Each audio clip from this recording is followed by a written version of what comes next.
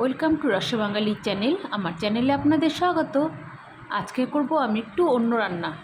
অন্য বলতে মাংসই করব, চিকেন।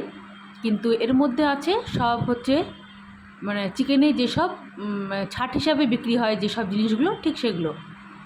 এখানে স্টমাক আছে, লিভার আছে, মাথা আছে, গলা আছে, এমনকি ডিমও আছে, আর কিছু তেল আছে। এই ধরনের জিনিসগুলো দিয়ে আজকে রান্না করব। খেতে খুবই টেস্টি হয়। দেখে হয়তো অনেকে ঘৃণা পাবেন যে এসবও আবার খাওয়া যায় নাকি, কিন্তু আমিও আগে জানতাম না যে এসব খাওয়া যায়। আমি নিজেও আগে ঘৃণা পেতাম, কিন্তু দেখছি এখন যে আগে তো বাজার যেতাম না, তো এখন বাজার যাই, তো গেলে দেখা যায় যে এগুলো অনেকেই নেয় বা সবাই বলে যে খেতেও ভালো লাগে। তো দোকানদারকে জিজ্ঞেস করলাম যে কীভাবে রান্না করতে হয়, তো বলে দিল। আমি তো ঠিক সেভাবেই রান্না করছি। আপনারাও রান্নাটা দেখে নেন। আপনারা বাড়িতে চাইলে এরকম করে করতে পারবেন, খেতে খুবই ভালো হয়। কড়াই তেল দিয়ে দিলাম। মাংসটা ভালো করে পরিষ্কার করে নিয়েছি, প্রথমে দেখতেই পেলেন। কড়াই তেল দিয়ে দিয়েছি, আর দিয়ে দিয়েছি কিছুটা গরম মশলা, শুকনো লঙ্কা, জিরা আর তেজপাতার ফোড়ন। দিয়ে দিলাম ছোটো ছোটো করে কেটে আলু। এখন দিয়ে দিচ্ছি পেঁয়াজ। বেশ অনেকটা পেঁয়াজ লাগবে, আমি এখানে 3টা বড় সাইজের পেঁয়াজ নিয়েছি।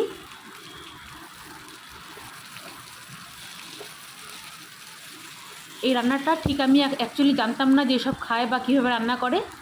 তো হয়তো আপনারা অন্যরকম করেন বা আমি অন্যরকম করি। যারা খায় তারা বলতে পারবে আমার রান্নাটা ঠিক হয়েছে কি না। যদি ভুল হয় তাহলে আমাকে কমেন্টে জানাবেন যে কী ভুল করেছি। তো পেঁয়াজটা হালকা লালচে করে ভাজা হয়ে গেছে, আর একটু নরম হওয়ার জন্য দিয়ে দিলাম লবণ। আন্দাজ করে লবণটা দিতে হবে, যে যতটা মাংস করবেন সেই অনুযায়ী। আর এটা কিন্তু ঝোল করা যাবে না, কষা কষাই করতে হবে।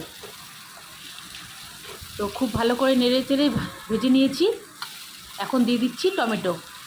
পেঁয়াজটা অনেকটাই নরম হয়ে আসছে। এখন দিয়ে দিলাম থেতো করে রাখা 2টো বড় সাইজের রসুন। এখন একটু ঢাকা দিয়ে দিলাম, খুব ভালো করে ভেজে নিচ্ছি।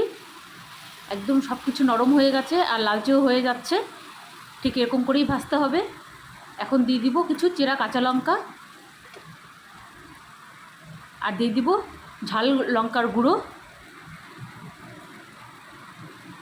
বেশ এটা একটু ঝাল ঝাল করেই করতে হবে। দিয়ে দিলাম জিরা গুঁড়ো। এখন খুব ভালো করে কষিয়ে নিচ্ছি।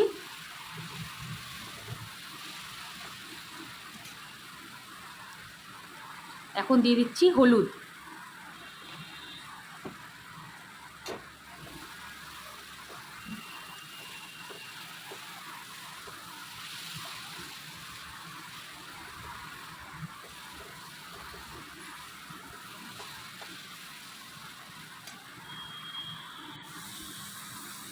দিয়ে দিলাম অল্প জল।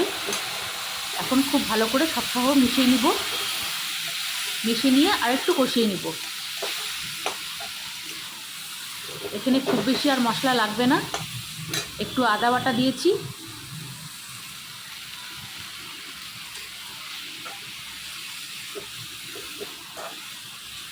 এখন খুব ভালো করে কষিয়ে নিচ্ছি। গ্যাসের ফ্লেমটা একদম লোতে রেখে, মিডিয়াম টু লো ওরকম রেখে খুব ভালো করে কষিয়ে নিচ্ছি। দেখুন কালারটাও চেঞ্জ হয়ে যাচ্ছে। ঠিক এরকম করেই ভাজতে হবে, আরও কষাতে হবে আরও অনেকটা। এখন দিয়ে দিচ্ছি মাংস। খুব ভালো করে ধুয়ে নিয়েছি, দেখতেই পাচ্ছেন খুবই পরিষ্কার হয়ে গেছে। আর সব কিছুই কিন্তু ভালো করে বেছে নিতে হবে।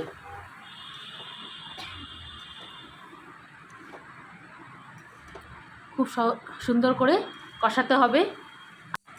মাংসটা দেওয়ার পরে এখান থেকেও কিছুটা জল বেরিয়ে যাবে, তো সেটা সহই কষাতে হবে। একটু ঢাকা দিয়ে কষাতে হবে। দেখুন অনেকটাই জল বেরিয়েছে। এখন খুব ভালো করে কষিয়ে এই জলটা পুরো শুকিয়ে ফেলতে হবে।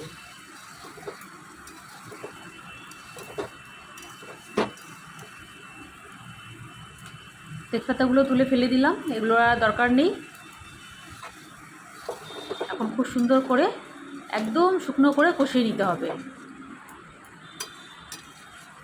যত কষানো হবে তত তেল ছাড়বে। তো কালারটা দেখলেই বোঝা যাবে যে কতটা কষানো হয়েছে বা কষানো হয়েছে কি না। দেখুন অনেকটাই তেল ছেড়ে গেছে।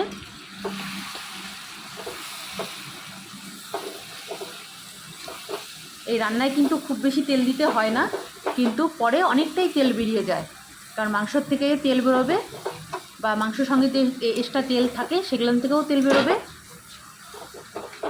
দেখুন একদম তেল তেল হয়ে গেছে।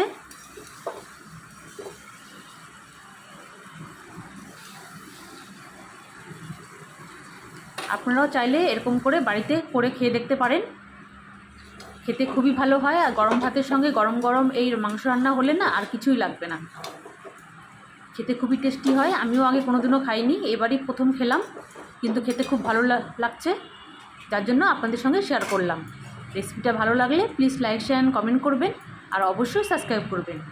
আমি আপনাদের বেড়ে দেখাচ্ছি কেমন হচ্ছে দেখতে, কেমন হয়েছে। খেতে কিন্তু খুবই টেস্টি হয়েছে। ফেসবুকে দেখে থাকলে ফলো করবেন, ইউটিউবে দেখে থাকলে সাবস্ক্রাইব করবেন, আর কোনো ভুল হলে কমেন্টে জানাবেন। আমি বারবারই বলছি যে আমি এই রান্না কিন্তু কোনোদিনও করিনি, প্রথমে হয়তো আমার কোনো ভুল হতেও পারে, তো যার জন্য কোনো ভুল হলে কমেন্টে জানাবেন। আমি লোককে দেখেছি খেতে, বা বাজারেও অনেক বিক্রি হয়, বা আমি এরকম রান্নার চ্যানেলেও দেখেছি ইউটিউবে যে এই রান্নাটা করে, খায়, ভালো লাগে। তো আমার হাজব্যান্ডকে বলেছিলাম, তো কোনোদিনও আনেনি, তো এবার আমি নিয়ে আসলাম, দেখি খেয়ে কেমন লাগে। তো সেজন্য আমার কাছে খুব ভালো লেগেছে, যার জন্য আপনাদের সঙ্গে শেয়ার করলাম। আপনাদেরও যদি ভালো লাগে তাহলে প্লিজ লাইক করবেন, শেয়ার করবেন, সাবস্ক্রাইব করবেন।